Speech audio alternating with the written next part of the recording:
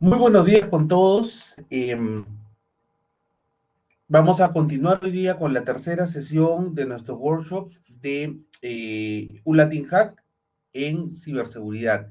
El día de hoy vamos a tener la charla de Andrés Piñango. Él forma parte es un especialista del portafolio de SAP y nos va a hablar acerca de ecosistema y seguridad, que es tan importante dentro de las plataformas de desarrollo. Así que los dejo con Andrés Piñango y muchas gracias por su asistencia. Adelante, Andrés. Muchas gracias, Daniel. Hola a todos. Qué buena la asistencia que estamos teniendo. Déjame poner aquí mi pantalla.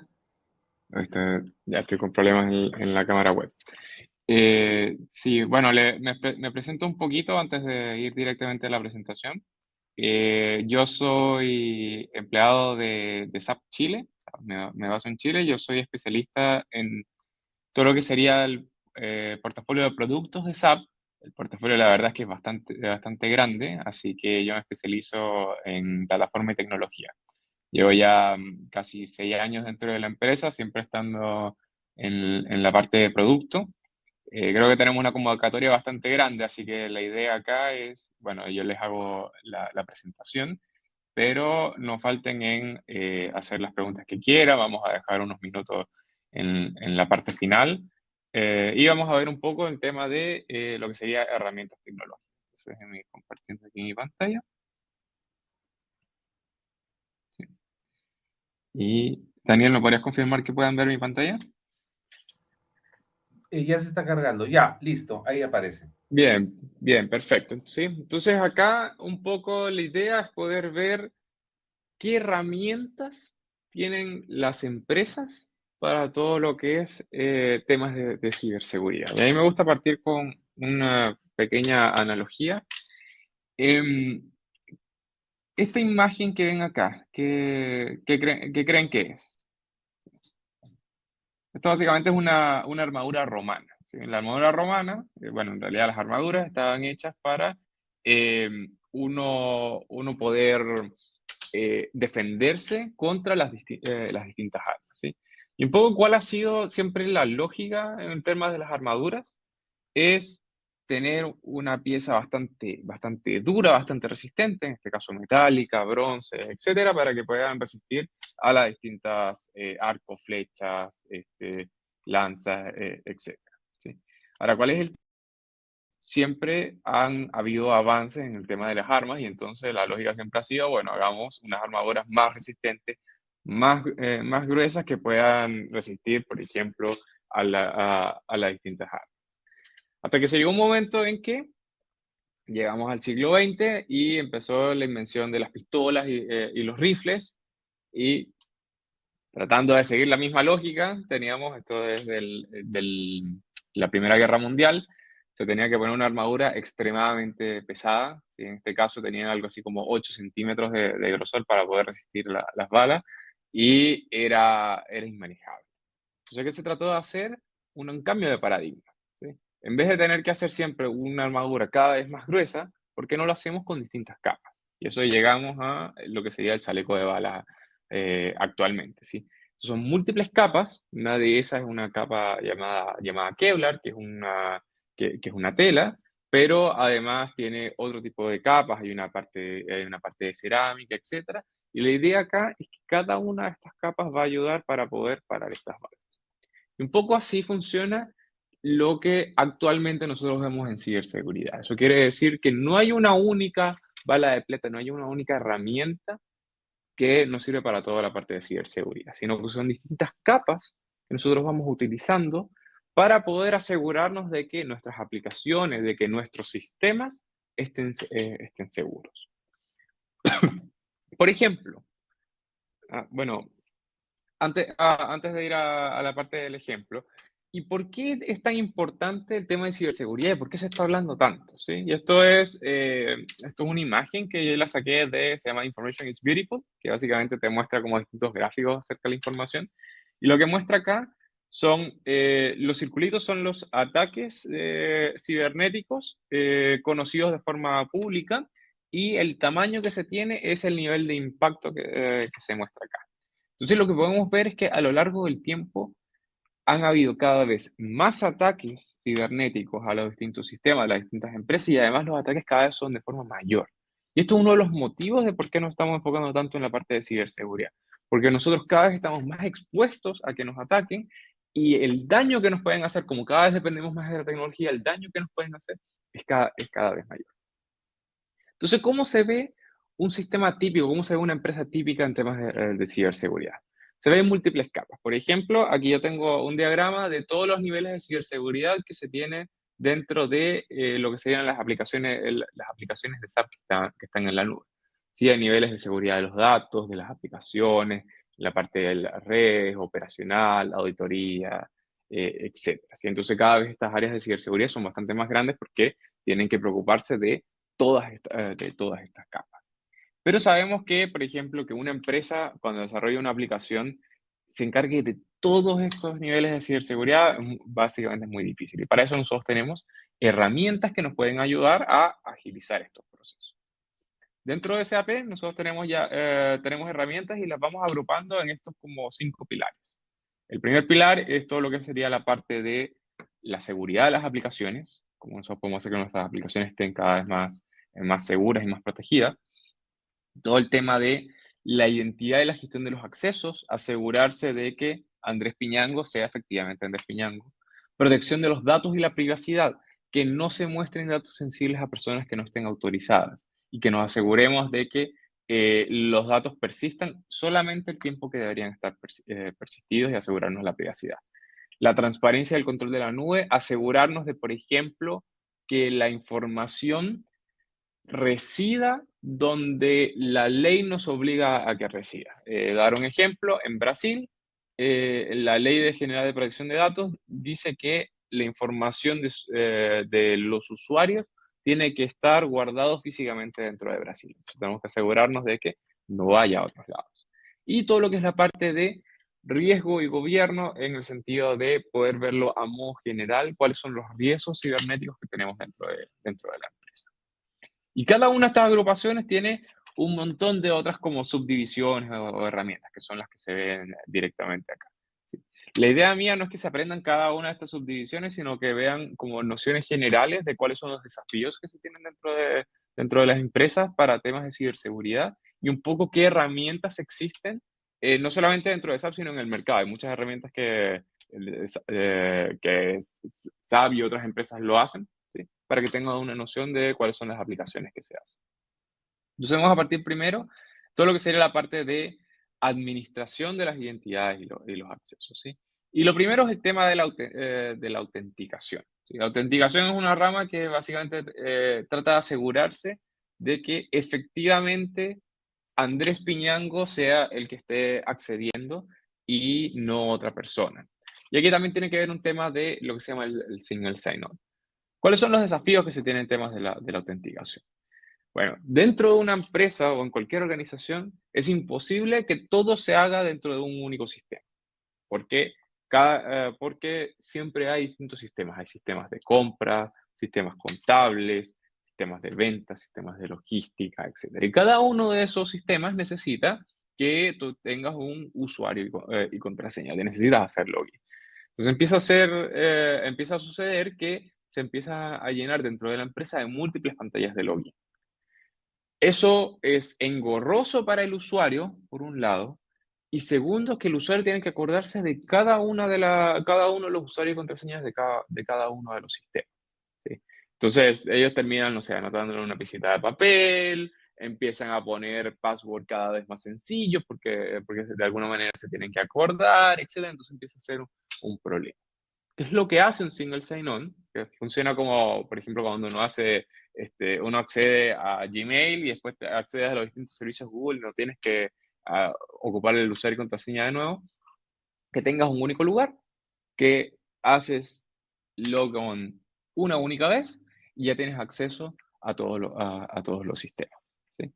Con eso nosotros nos aseguramos de que le evitamos la complejidad a los usuarios para poder acceder, los hacemos más productivos y no solamente eso, sino que cuando se ha visto que cuando se tiene un único usuario y y contraseña, y además esta contraseña no cambia a lo largo del tiempo tan seguido, los usuarios logran poner contraseñas más complejas. Y no pasa como algo típico que sucede, no sé, cada vez cuando te cambian la contraseña cada 30 días, que uno pone, no sé, temporal 1, después temporal 2, temporal 3, y eso obviamente empieza a ser un riesgo de ciberseguridad. Además, nosotros podemos a sumarle más seguridad, ¿sí? Hay un concepto que se llama autenticación de dos factores o multifactorial, que es básicamente que además de uno tener un usuario y contraseña, tener otro tipo de autenticarse. Ahí el caso típico es cuando te llega, no sé, en el banco, te llega una clave dinámica que además de poder acceder, tienes que poner esta clave dinámica, ¿sí? Esto es una autenticación de dos factores. ¿Y esto por qué ayuda en temas de ciberseguridad? Porque el atacante, además de haberte robado, para poder acceder, además de robarte el usuario y la contraseña, de alguna manera tiene que tener acceso a poder robarte el celular y así poder tener la autenticación en múltiples factores. Y con eso hace que sea un sistema bastante más robusto para asegurarse que sea la persona. Y bueno, acá hay un montón de otras derivadas que se puede hacer. Hay unas cosas que se llaman autenticación basados en riesgo, que quiere decir, bueno, si Andrés Piñango siempre ha accedido desde Chile a este sistema y de repente accede desde China, ¿será efectivamente Andrés Piñango? Mejor pongámosle otra consulta más para asegurarnos de que efectivamente sea Andrés Piñango. Eso se llama autenticación basada en riesgos, ¿sí? Y bueno, hay herramientas, por ejemplo, está el SAP Single Sign-On que nos ayuda a que se unifiquen este login y que independiente del sistema que tú quieras acceder, solamente tengas que hacer login una única vez y entras directamente. Después viene todo lo que es la parte de el manejo de las identidades, ¿sí? ¿Qué significa el manejo de las identidades? Aquí se ve un diagrama bastante más sencillo. Cuando uno entra a una empresa, cuando uno entra a la universidad, etcétera, a ti te tienen que dar los accesos a los distintos sistemas, ¿sí? Estos accesos uno entra cuando uno se incorpora, pero pasa muchas veces de que uno cambia de rol dentro de la empresa, ¿sí? Te ascendieron a gerente, cambiaste de área, en la universidad hay gente que, por ejemplo, cambia de especialidad. Nosotros tenemos que hacerle los movimientos necesarios para darle los accesos que él necesita y quitarle los que ellos ya no necesitan. Después tenemos toda la parte de, oye, ¿sabes qué? Necesito tener acceso a esto y no lo tengo en este momento. Entonces, poder hacer la solicitud del acceso remoto. Y finalmente, cuando sale la persona de la organización, que se puedan desaprovisionar estos usuarios. Ahora, ¿por qué esto tiene que ver con la ciberseguridad? Básicamente porque pasa en muchas empresas, por ejemplo, que se van las personas de la empresa y los usuarios siguen estando creados dentro de los sistemas. Y eso empieza a ser un riesgo porque puede llegar un atacante, meterse con estos usuarios que quedaron dando vueltas y nadie se da cuenta porque no tienes a una persona diciendo, oye, están accediendo con mi usuario, ¿sí? Entonces, el poder automatizar y el poder hacer esta gestión de ciclo de vida de la identidad pasa a ser importante para asegurarnos de que no venga un atacante y entre a su sistema. Y esto obviamente se ocupa con herramientas llamadas de Identity Management, gestión de las identidades, donde nosotros básicamente lo que utilizamos son roles, ¿sí? Por ejemplo, yo tengo el rol de especialista de producto, entonces tú defines el rol y cuáles son los accesos que tiene. Este tiene acceso a la parte de los productos, tiene acceso a la parte de los clientes, no tiene acceso a la parte contable, etcétera. Entonces después cuando venga una persona que ocupa el mismo rol, automáticamente va a tenerlo el peso. Y esto es a nivel de cada uno de los sistemas. Si uno no tiene un sistema de gestión de identidades, que hay muchas empresas que no los tienen, básicamente si es que la empresa tiene 20 sistemas distintos, cuando entra un empleado, tiene que el agente de TI tiene que meterse a cada uno de sus sistemas y generarle el usuario. Empieza a ser súper manual y por eso muchas veces cuando uno entra a la empresa no tienes todos los accesos, es porque hay una parte que no lo tienen automatizado, sino que son personitas que te van generando estos usuarios. Y esto va de la mano con una parte que se llama control de los accesos o la parte de segregación de funciones. ¿Esto qué tiene que ver? Básicamente, ¿qué pasa si yo tengo un usuario que puede crear un proveedor, puede crear una orden de compra y autorizar un pago? ¿Qué tan fácil es para ese usuario el poder cometer un fraude? La verdad es que es bastante alto, porque yo puedo crear el proveedor, autorizo el pago y listo, y esa plata me llega a mí. Y eso es un problema en lo que nosotros llamamos segregación de funciones. Esas funciones no las puede hacer un mismo usuario, sino que tienen que ser distintos usuarios, para que no haya un conflicto de interés en el que el usuario haga distintas cosas. Entonces tenemos un usuario que crea proveedores y después tenemos otro usuario que autoriza los pagos. Eso es uno de los ejemplos, pero hay un montón de ejemplos que se tiene dentro de la empresa y dentro de los distintos sistemas. Entonces, nosotros necesitamos herramientas que nos puedan ayudar a poder identificar cuáles son estos conflictos de segregación de funciones y analizarlo no solamente a nivel de como los roles generales, sino poder analizarlo a nivel de los usuarios. Entonces, aquí es un poco una vista de la herramienta en lo que sería control de acceso y segregación de funciones de SAP, en el que uno puede ver una vista general de, bueno, cuáles son los riesgos que yo tengo dentro de mi empresa. Si hay riesgos que son riesgos altos, por ejemplo, el que yo les dije, y hay riesgos que son bajos. En verdad, la probabilidad de que genere algún problema es bastante baja. Pero la idea es que uno tenga una vista general. ¿Cómo yo construyo esta parte de los riesgos? Se ocupan algo que se llama matriz de segregación de funciones, que básicamente es una matriz que te identifica los riesgos. Algunos proveedores, por ejemplo, te dan la matriz de riesgo y otros, las mismas empresas las crean. Aquí tú puedes ir analizando, por ejemplo, cómo va el riesgo de la empresa cambiando desde mes a mes o desde trimestre a trimestre, cómo el riesgo va, por ejemplo, a nivel de los usuarios, ¿sí? ¿Qué usuarios son los que nosotros tenemos más riesgosos? Entonces, de esa manera podemos identificar, bueno, cuáles son los usuarios que tal vez tienen demasiados accesos, ver qué accesos tiene y cómo nosotros podemos mitigar este tema. Entonces, nosotros podemos meternos aquí dentro de cada usuario y podemos analizar. En este caso, tenemos una vista de este usuario que se llama Jim Whittaker. Podemos ver cuántos riesgos tiene esta persona activados. Tiene 8 riesgos críticos y podemos ver, bueno, cuáles son los accesos que esta persona tiene. Dentro de esto, podemos ver una columna que dice, bueno, cuáles son los riesgos que se tienen. Entonces podemos ver que algunos de los accesos en realidad no generan ningún riesgo y otros generan riesgos bastante altos. Y además podemos tener, por ejemplo, una columna de cuáles de estos accesos son los que ocupa más esta persona. ¿Sí? Tenemos algunos accesos que la persona ni siquiera los utiliza, por ejemplo, este último, y tienen un riesgo bastante alto. O sea, que tú puedes tomar la decisión, mira, ¿por qué no le quitamos este acceso a esta persona? Y así le bajamos el riesgo dentro de la empresa. ¿Por qué no bajamos el riesgo a cero? Porque hay ciertas cosas que sabemos que son riesgosas, pero nosotros estamos dispuestos a asumir ese riesgo porque si no, no podemos continuar con la operación.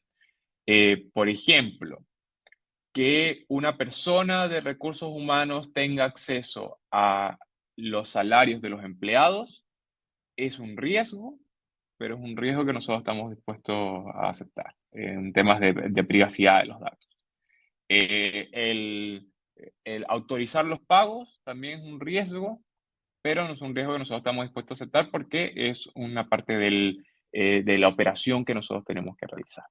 Entonces, para ese tipo de riesgo, ¿qué es lo que nosotros hacemos? Primero tenemos que saber identificarlos.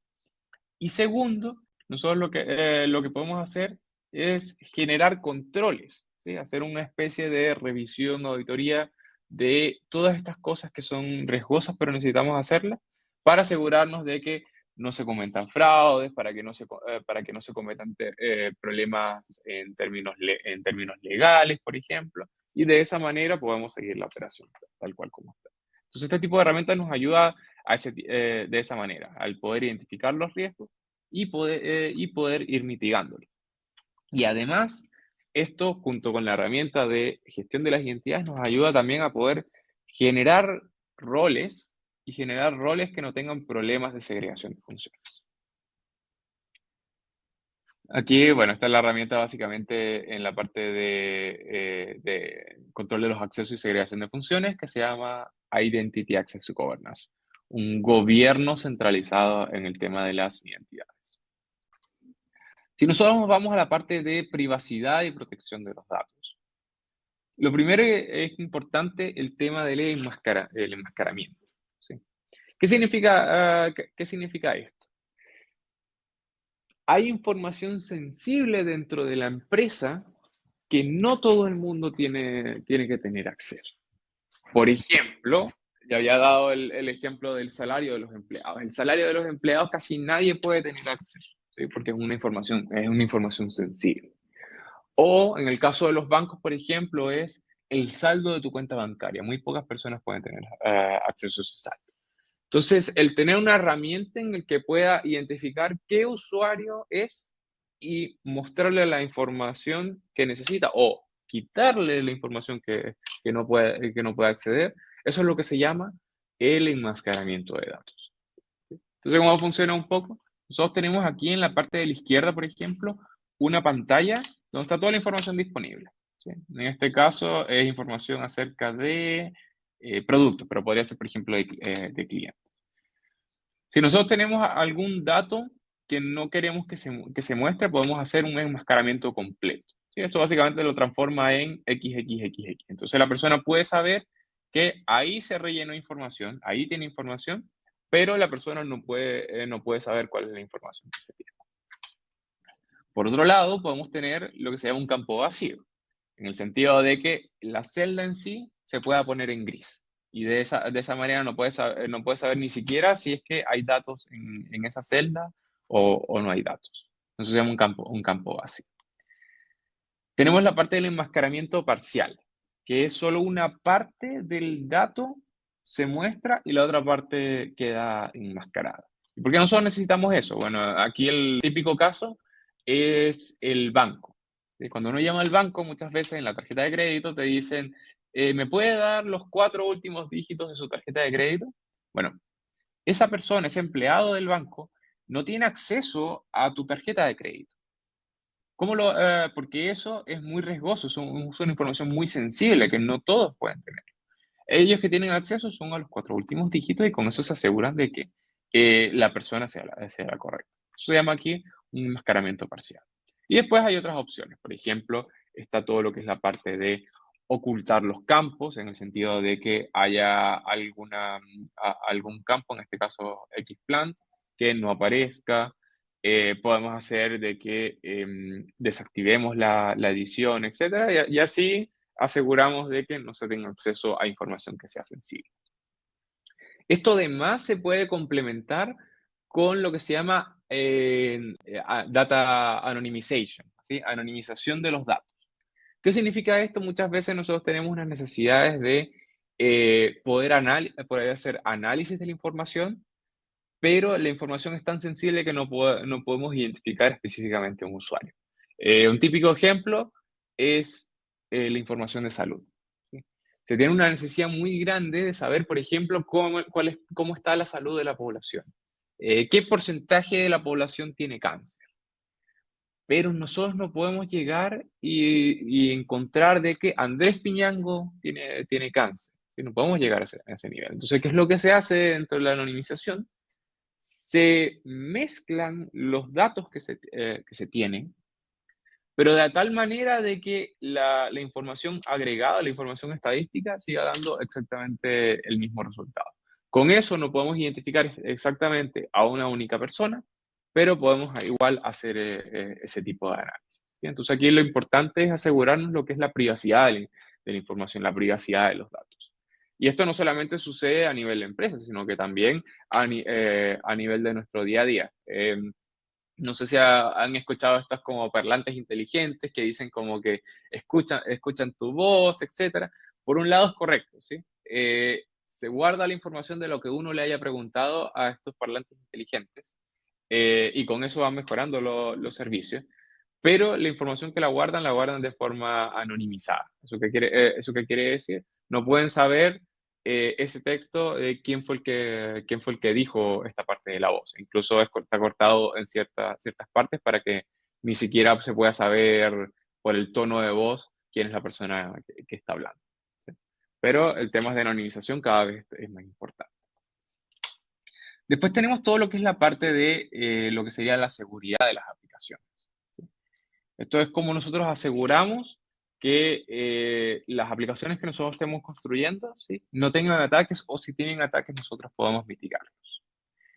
Lo primero que nosotros tenemos es un concepto que se llama, le dicen todos SIEM, que se llama Security Information and Event Management. ¿Sí? Nosotros tenemos un montón de capas, que es lo que nosotros hemos visto a lo largo de esta presentación, un montón de capas para asegurarnos de que no hayan ataques dentro del sistema. Y hay un montón más. Vemos ahí como abanico que tenía un montón de cosas. Pero nunca es infalible todas las medidas de seguridad. Entonces, después de que nosotros tenemos, después de que un atacante logró entrar al sistema, lo más importante para uno es poder detectar de que tienes un atacante y poder cortarlo lo más rápido posible. ¿Cómo se hace eso? A través de un Security Information and Event Management.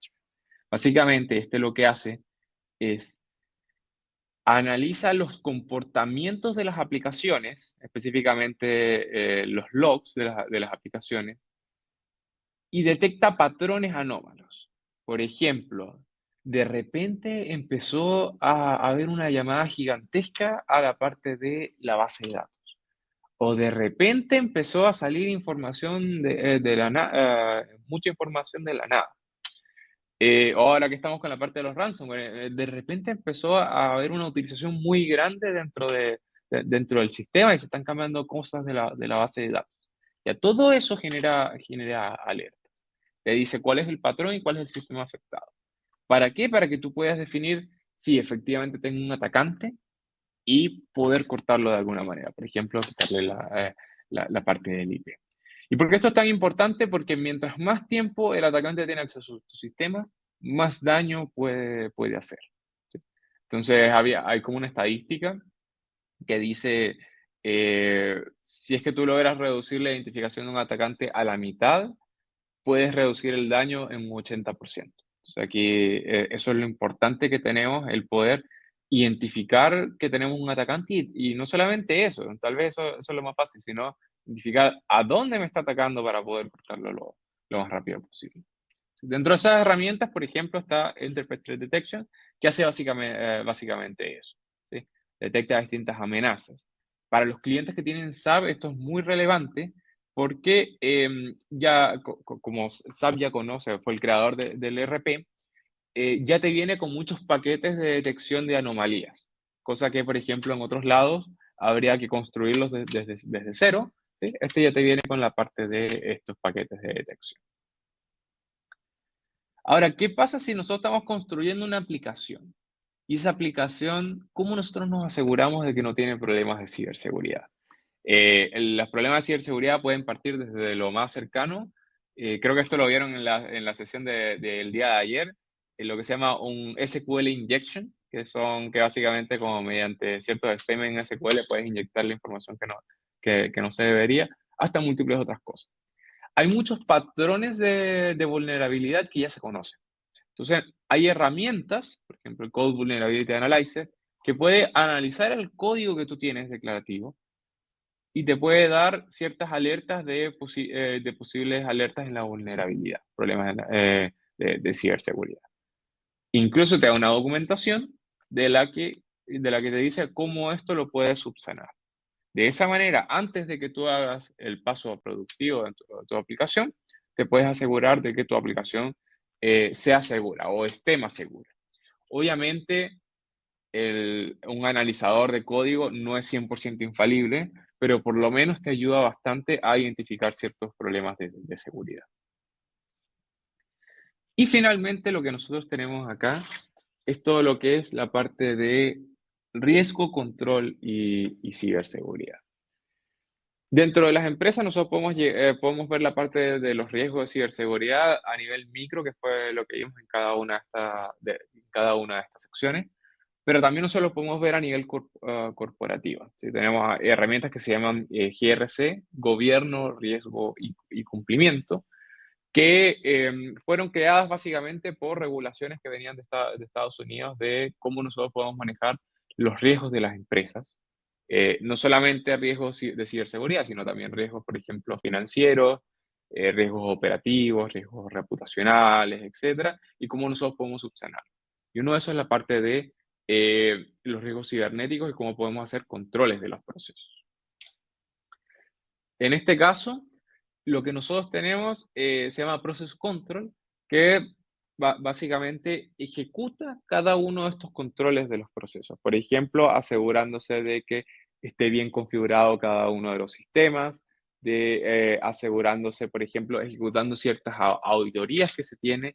Y muchos de estos controles no solamente vienen como que a alguien se le ocurrió o a mí se me ocurrió dentro de la empresa, sino son controles que te obligan para poder estar cotizando dentro de la bolsa. Si cuando uno está dentro de la bolsa de comercio, tú tienes ciertas obligaciones para tus accionistas. Muchas de estas obligaciones tienen que ver con la gestión de riesgo y además opción de controles preventivos para asegurarnos de que no, no hayan problemas dentro de la empresa. ¿Sí? Estos controles se pueden ejecutar de forma manual, claramente, pero muchas veces los controles son demasiado grandes, demasiado extensos, entonces empieza a ser demasiado complicado. Y para eso vienen este tipo de herramientas, la parte de control y gestión de los procesos. Aquí podemos ver cómo en esta parte del control del proceso podemos tener como un gráfico de, bueno, cómo hemos estado comparando con el año anterior, eh, qué control salió de forma satisfactoria, qué control tuvo algún error, si es que este tuvo algún riesgo de prioridad alta, baja, etcétera, y ahí nosotros podemos ir subsanando. Entonces, finalmente, para ir concluyendo, esta es una sesión un poquito más, más acotada. Eh, Nosotros ya tenemos distintas áreas en que se pueden ver el tema de ciberseguridad. ¿Sí? Temas de riesgo cibernético, seguridad de las aplicaciones, gestión de las identidades, protección de los datos, transparencia. Y dentro de la empresa se tiene una batería de herramientas que nosotros nos puede ayudar para mejorar la ciberseguridad que se tiene dentro de cada uno de los sistemas. Entonces, cuando piensen en la parte de ciberseguridad, piensen en el chaleco antibalas, ¿sí? Que son distintas capas que nos va ayudando para parar cada una de las balas o cada uno de los rifles que nos estén atacando. Bueno, muchas gracias a todos. Ahora, más que todo, abro micrófono para consultas o preguntas que se tengan.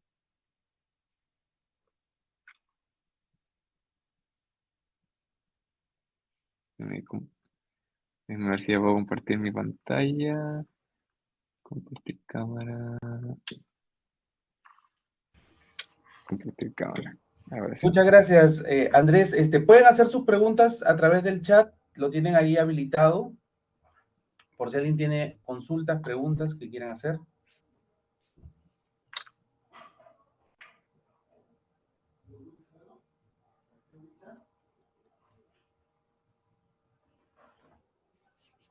¿Sí? ¿No hay preguntas? Espero no haberlos abrumado con tantas herramientas, pero era importante como que sepan la cantidad de cosas que dentro de las empresas se ocupan para asegurar la seguridad. Perfecto, ha estado muy, muy interesante. Muchísimas gracias, Andrés, por la información.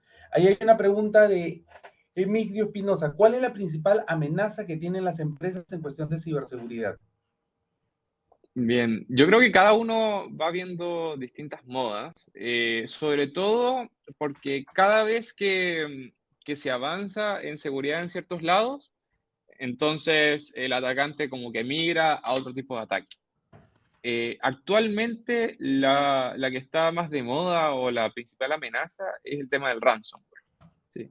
En el pasado, el mayor ataque que había era el robar la información. ¿Sí? Yo me meto al sistema y saco la información de, por ejemplo, la información de los clientes de las tarjetas de crédito del banco y con eso yo puedo hacer fraude, puedo hacer, puedo vender la información de la tarjeta de crédito, etc. ¿Qué sucedió? Empezamos a tener herramientas mucho más sofisticadas para detectar de que se estén robando la información y poder bloquearlo. Y entonces se migró a una parte del ransomware, que a diferencia de robar la información, acá secuestra la información. Básicamente, la base empieza a encriptar la base de datos. Entonces, no es que los datos se están yendo, sino que los datos están totalmente encriptados dentro del sistema y el único que tiene la llave de esa encriptación es el atacante. Entonces dice, bueno, si tú me pagas tantos miles de dólares, yo te doy la llave de esa encriptación. ¿Sí? Y de esa manera, y bueno, eso ha sucedido con un montón de clientes, bancos, hay bancos que han tenido, por ejemplo, acá en Chile hay bancos que han tenido que cerrar 3 días porque les llegó un ransomware y tuvieron que pagarlo cada uno de los sistemas y ver qué fue la información que se secuestró. Probablemente después, cuando ya tengamos herramientas para detectar de forma más certera ransomware, van a migrar a otro tipo de ataque, pero más o menos eso es lo que se tiene. Otro ataque típico que sucede dentro de la empresa son los que se llaman ataque de ingeniería social. Lo que quiere decir que es un ataque poco sofisticado, pero engaña a personas que no son cercanas a la tecnología para que, por ejemplo, le compartan una contraseña o te dicen, urgente, no sé, cambia tu contraseña del banco. Y entonces te metes a un link y ese link no es del banco, sino es de un atacante. Y entonces ahí tú tratas de acceder a tu usuario y contraseña y él ya tiene la información tuya. ¿Sí? Entonces ese tipo de ataques es bastante común, sobre todo para la gente que no tiene conocimientos tecnológicos. Porque, por ejemplo, un ataque de ingeniería social es fácil de identificar cuando uno sabe. Eh, Me lleva a un link que no es el del banco. O, por ejemplo, normalmente no te deberían, en los mensajes de texto de las empresas no te deberían dejar un link, sino que te dice accede a tu cuenta del banco para hacer este cambio. ¿Sí? Entonces, ese tipo de ataque es fácil de identificar, pero obviamente no todos pueden hacer. Eh, Aquí llegaron un montón de consultas. ¿Se puede hackear una cuenta bancaria solo con el número de cuenta? Bueno, lo primero, yo no soy especialista en la parte de banca, así que obviamente puede que no diga todo de forma 100% certera, pero no se puede solamente con el número de cuenta, porque se sabe que los bancos son los que más invierten en temas de seguridad, porque son los que más se tiene que perder, hay mucha plata involucrada en eso. Entonces ellos son los que tienen los sistemas más sofisticados en temas de autenticación. Pues ellos, por ejemplo, bloquean si es que viene a alguien accediendo con tu número de cuenta y con tu contraseña, pero viene desde Rusia. Ellos saben que no vienen ahí y te bloquean ese tipo de acceso. Entonces, de esa manera se tratan de asegurar de que no haya un hackeo de tu cuenta. No todo es infalible, es más, la gran mayoría de los hackeos que suceden en las cuentas en realidad son hackeos a nivel de ingeniería social, como lo que estaba hablando. Eh, Todos los sistemas pueden ser súper buenos, pero si Andrés Piñango le dio las credenciales, el usuario y contraseña a la otra persona, no hay nada que hacer, pues, igual pudo acceder. Eh, a ver, la siguiente, los controles de los procesos, ¿qué tipo de vulnerabilidades podría ocurrir? Un ataque que sea común o frecuente. Ah, ya, perfecto. En la parte de los controles de los procesos, tiene que ver más que todo con ciertos controles en las configuraciones de los sistemas. Por ejemplo, hay transacciones dentro de los sistemas que son transacciones sensibles y tienen que estar bloqueadas sí o sí, excepto en ciertas instancias. Eso muy bien en la teoría, en la práctica muchas veces no sucede eso. Entonces, para eso se necesitan ese tipo de controles de los procesos, para que no hayan como frentes abiertos dentro de los sistemas de las empresas. Y para eso son los controles de los procesos. Hay otro tipo de controles que es, bueno, yo tengo que asegurarme que una vez al año yo revise todos mis usuarios para asegurarme que no tengan riesgo de segregación de funciones o otro control de los procesos. Entonces, un control de los procesos es algo preventivo, ¿sí? Asegurarme de que no existan riesgos o los riesgos estén suficientemente mitigados dentro de la empresa para que no venga como a temas mayores. Después viene, cuando quisiera empezar una empresa relativamente entre mediano y grande, ¿cuál es lo principal que me debo enfocar dentro de la ciberseguridad? Bien, aquí lo importante, los software que uno adquiere dentro de los sistemas, sobre todo los software que son nubes, tienen muchos niveles de seguridad que ya vienen incluidos. Si uno está dentro de una empresa que tiene mucho que perder en temas de seguridad, es bueno tener a alguien experto en ciberseguridad que sepa hacer las preguntas a los proveedores eh, para asegurarse de que no estén expuestos a un riesgo de ataque. Cuando digo este tema es, por ejemplo, si yo guardo datos sensibles de clientes, eh, salud, temas bancarios, etcétera, ¿sí? En eso yo me tengo que asegurar, porque hay mucho que se tiene que perder dentro de la empresa. O si también, si tengo información confidencial, también tengo que asegurarme de que no hayan problemas de seguridad dentro de la empresa. Si yo estoy desarrollando una aplicación, que es otro estilo, en este lado estábamos viendo cómo adquirir software empresarial, pero si uno está desarrollando una aplicación, uno tiene que tener al menos una persona dentro del equipo que sea experto en la parte de seguridad para que pueda ver el código que se está realizando, la arquitectura que se está armando y asegurarse que sea una arquitectura segura. Por darles un ejemplo, yo soy venezolano, pero llevo 20 años viviendo en Chile y en Venezuela la parte de sacar los pasaportes, uno Aló. tiene que acceder con su usuario y contraseña. Y bueno, cuando uno se le olvida la contraseña, uno hace clic y te llega al mail la contraseña específicamente que uno tiene. Ya eso es un problema de seguridad altísimo, porque uno no debe guardar los passwords de los usuarios.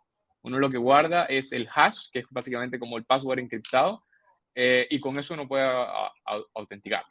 Entonces, ese tipo de cosas es porque uno necesita a alguien que sepa de seguridad cuando uno está haciendo las aplicaciones. Porque ellos son los que saben, oye, mira, estás guardando el password de forma de texto plano. Eso es súper inseguro. Tienes que guardarlo en forma de hash. Y con eso te aseguras de que no hay tantos problemas. Pues dentro de SAP tenemos una herramienta para evitar extracción o filtración de la información empresarial por parte del trabajador hacia algún tercero. Parcialmente en esta pregunta. Cuando vimos la parte de el CIEM, ¿sí? Esa es una herramienta para detectar anomalías en las aplicaciones y eso te ayuda a poder detectar si es que hay una extracción o filtración de la información, porque de repente empiezas a ver que hay un acceso raro en transacciones críticas, en datos críticos, entonces ahí lanza la alerta. Sin embargo, no es todo el complejo de herramientas que se puede tener. Hay herramientas de la parte de redes que te ayuda a detectar ese tipo de extracción o filtración de la información, que en ese lado SAP no se mete. Esos son otros proveedores, son proveedores que son especializados en temas de redes, sobre todo. Entonces, esos son los que se van asegurando el que no haya una extracción de la información. Y se volvieron muy buenos, tan buenos que los atacantes ahora pasaron a hacer ransomware en el que no extraen la información, sino que ahora la secuestran. El ataque que considero más peligroso de todos, actualmente yo diría que el ransomware. Porque, por ejemplo, un ataque de ingeniería social, que esos son los dos más comunes, un ataque de ingeniería social está acotado a lo que el usuario te haya provisto. Un ransomware tiene acceso al sistema completo y puede secuestrar el sistema completo. Y ahí han habido empresas que han tenido que pagarle al secuestrador de los datos porque no hay otra forma. O sea, cuando tú encriptas la información, son miles de años los que tardas en poder encontrar la llave de desencriptación. Entonces, hay veces ha habido que pagar al ransom por este tipo de secuestro de información. ¿Qué tan segura es la autenticación biométrica? Oh, esta es muy buena consulta. A mí me tocó cuando yo estaba en la universidad y todavía no existían estos como lectores de huellas, etcétera, o por lo menos no que los que estaban en el celular, una charla de ciberseguridad y lo que nos había dicho que era súper inseguro el tener como la autenticación biométrica porque cuando tú tienes una contraseña y un atacante se captura tu contraseña, básicamente tú la eliminas y pones una nueva. Pero cuando te capturan tu huella dactilar, no es que tú la puedas llegar y cambiar. Entonces, ¿qué es lo que se hace, qué es lo que se hace de ese motivo? Bueno, aumentó la tecnología y ahora la autenticación por huella, cuando te guardan la huella dentro del celular, no te guardan específicamente como la imagen de tu huella, sino que lo que se guarda es el hash de la huella dactilar. Básicamente, encriptan la información de la huella dactilar y la gracia de un hash es que no puedes llegar hacia atrás. Tú no puedes agarrar el resultado y hacer ingeniería inversa y ver cuál era la huella dactilar. Con ese motivo, con esa manera, hace que no tengas ese problema de que se consiguen tu huella y ya pueden acceder a todos lados. Así que la autenticación por huella es bastante buena, muy buena, más bien una de las mayores. Hay autenticaciones que tienen mayor seguridad. Por ejemplo, hay una que esa la ocupa Amazon en alguno de sus supermercados, en el que tienen como un escáner de las venas de la mano. Y eso tiene una precisión incluso mayor. Creo que la autenticación por huella, hay un falso positivo por cada 100.000. En la autenticación como las venas, es uno por cada 1.000.000. Dicho esto, la mejor autenticación es la autenticación en múltiples factores, que era lo que habíamos hablado. En el sentido de que no solamente sea por huella, sino que además, por ejemplo, te lleve una clave dinámica. Por ejemplo, la Boeing. Ellos cuando hacen la parte de compras, ellos necesitan un token físico para poder autenticar. Entonces, si no tienes el aparatito físico, no puedes tú autenticar. Entonces, eso que hace que sea para el atacante muy difícil, porque te tiene que robar los distintos factores que ocupan para poder autenticar. La clave dinámica, el celular, te tienen que saber tu usuario y contraseña, te tienen que de alguna manera robar tu huella dactilar, entonces empieza a ser ahí ya más complejo. ¿Por una mala configuración de SAP puede volverse vulnerable a ataques? Sí, se puede volver vulnerable. Por ejemplo, que no le tengas una autenticación bastante fácil, que ciertos accesos no estén restringidos a ciertas IPs. Por ejemplo, muchos clientes para ciertos accesos necesitan sí o sí la VPN y si tú se lo dejas por internet público, ahí se vuelve bastante complejo. Así que sí, cualquier solución, sobre todo, no tanto las soluciones cloud, porque las soluciones en la nube eh, te obligan a tener seguridad. ¿Sí? Y las soluciones SAP en la nube te obligan a tener seguridad. Pero las soluciones SAP que tú instalas en tus servidores, tú tienes toda la libertad del mundo. Y el problema de esa libertad es que tienes bastante responsabilidad de que tienes que hacer una buena configuración. Si no se tiene mucho problema. Ataques más comunes, ese ya creo que ya lo había respondido en el pasado. Y herramienta de sistema de backup de la información. Sí, esto es bastante importante. Los backups de la información tienen una componente de seguridad y tienen otra componente que se llama operativa, desde la operación. Todos los sistemas, incluidos SAP, tienen un sistema de backup. ¿Por qué sirve esto? Porque si de alguna manera tuviste un problema en tus servidores y se corrompe la información, tú tienes que de alguna manera poder regresar hacia atrás. O también, que yo creo que bien está el caso de la ciberseguridad. Si tú tienes un atacante que te robó la información o te la secuestró, tú igual tienes estos backups para asegurarte que tú puedas restaurar la información que tú tienes disponible. Además, cuando tú tienes un ransomware que secuestra la información, claro, tú dirías, bueno, pero secuestró solo mi sistema, así que da lo mismo.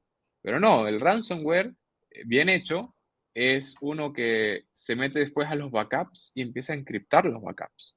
Y ahí es cuando empieza a haber problemas. O han habido clientes que los backups no les funcionaban y no se habían dado cuenta y entonces cuando tuvieron un ataque no pudieron regresar a los backups anteriores. Y hay una pregunta de qué tan infalible es la autenticación en dos pasos. Bueno, no sé si lo han visto en la universidad, pero hay una demostración matemática que básicamente dice que no existe algo 100% seguro. ¿Sí? Siempre existe algún tipo de riesgo. Así que no existe nada infalible y si alguien te dice que es infalible, está mintiendo. Dicho esto, tú puedes hacer de que sea extremadamente difícil que un atacante te pueda entrar al sistema. Por ejemplo, si es que tú haces una contraseña lo suficientemente larga y un ataque de fuerza bruta se puede demorar más que el tiempo que el universo está existiendo en poder encontrar esa llave. La autenticación en dos pasos ayuda muchísimo, ¿sí? No me acuerdo cuáles eran los números, pero la dificultad o la cantidad de tiempo que se demora en poder hackear el sistema es extremadamente mayor si es que haces la autenticación en dos pasos, porque tienes que de alguna manera robarle el otro factor de autenticación, robarle el celular. Y eso es mucho más difícil robar algo físico que algo digital. Y después, bueno, viene una segunda pregunta de qué tan seguras son las contraseñas por uso de USB externo. Eso es súper seguro, por lo mismo, eso estamos hablando, eso le llaman tokens. Tú necesitas el dispositivo físico para poder autenticarte.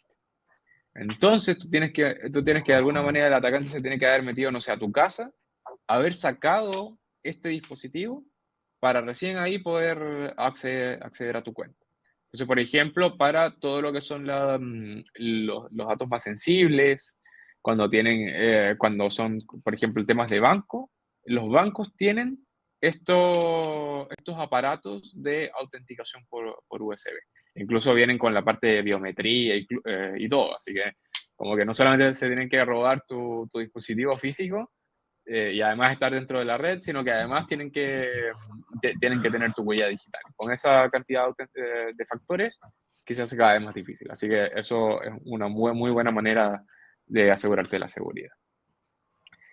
Y la última pregunta es la manera más efectiva para combatir la ingeniería social, ya que por muy buen sistema que uno tenga, si una persona se cae, se puede entrar a la información. Aquí la mejor manera de combatir la ingeniería social es educación. ¿Sí? Básicamente es el darle campañas diciéndoles cuáles son los tipos de ataque típicos, diciéndole, por ejemplo, aquí los bancos te dicen, nosotros nunca te vamos a mandar un mensaje de texto con un link. Entonces, que las personas sepan que identificar cuáles son las cosas fraudulentas, cuáles son los posibles ataques fraudulentos. Entonces, educarse de que hay que revisar cuál es el email del remitente. Si el email está raro, esto no es. El asegurarse de que en vez de hacer clic al link, mejor meterse en la página web oficial y acceder a tu cuenta de la página web oficial en vez de a través del link. Porque nosotros, bueno, creo que todos somos aquí informáticos, sabemos que nosotros podemos copiar el HTML de las páginas web y entonces se ve exactamente igual que la página oficial, pero tú tienes ahí un link malicioso. Porque es súper fácil y es exactamente igual, el pixel perfect, porque es exactamente el mismo código, solo que tú le hiciste alguna modificación. Entonces, eso no lo conoce tanto la gente que no está metida en el mundo de la tecnología. Y entonces ahí hay un tema de educación nuestra, porque al final los ataques de ingeniería social son los ataques más frecuentes, porque son ataques que no necesitas mucho conocimiento de tecnología para poder hacerlo. En los otros lados necesitas ser muy ducho en tecnología para poder hacer ese ataque. En la ingeniería social, mandas los emails y esperas a ver quién cae. Bien. Bueno, espero que haya sido de utilidad. A mi gusto, siempre cuando son las preguntas y las respuestas, siempre son los que son más interesantes, por eso siempre dejo como un tiempo extra para responder preguntas. Pero cualquier cosa, bueno, no sé si ahí estaba mi email, cualquier cosa pueden escribir a andres.pinango@sap.com y cualquier duda que tengan ahí estoy a disposición. Perfecto, muchísimas gracias Andrés. Ha estado sumamente interesante, todos estos temas son muy relevantes para los estudiantes de todas las instituciones, sobre todo porque ustedes aportan con el día a día, cómo está en realidad afuera del campo académico el tema de la seguridad, y es algo que nos enriquece porque en la academia generalmente estamos más protegidos, ¿no? Los que están en el campo de batalla son los que están ahí en el día a día en las organizaciones. Así que muchísimas gracias. Muchas gracias a todos por su asistencia y nos vemos mañana en la siguiente charla. Muchísimas gracias, Andrés. Nos vemos. Gracias a todos, que esté muy bien.